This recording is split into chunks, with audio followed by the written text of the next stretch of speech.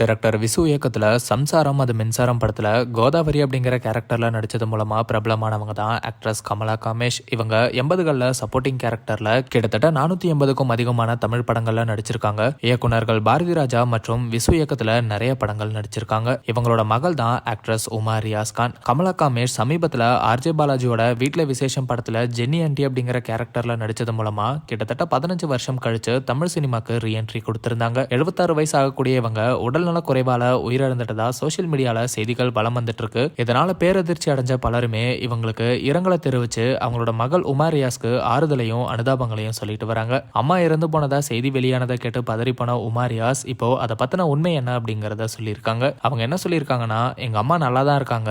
இறந்தது என்னோட கணவரோட அம்மா ரசிதா பானு. அவங்களுக்கு 72 வயசாகுது. வயது மூப்பு மற்றும் உடல்நல குறைவால இறந்துட்டாங்க அப்படின்னு சொல்லியிருக்காங்க. ரியாஸ் கானோட அம்மா இறந்த செய்தியை தான் தவறுதலா உமா ரியாஸோட அம்மா இறந்துட்டதா சொல்லி செய்திகள் பரப்பப்பட்டிருக்கு. அவங்க நல்லா இருக்காங்க, அவங்க இறந்துட்டதா சொல்லி வர செய்திகளை யாருமே நம்ப வேண்டாம். சோசியல் மீடியாவோட அசுர வளர்ச்சியால இப்படி நிறைய பொய்யான செய்திகள் வலம் வந்துட்டே தான் இருக்கு. இதனால மக்கள் தான் அவதிப்படுறாங்க அப்படிங்கிறது தான் இங்க நிதர்சனமான உண்மையும் கூட.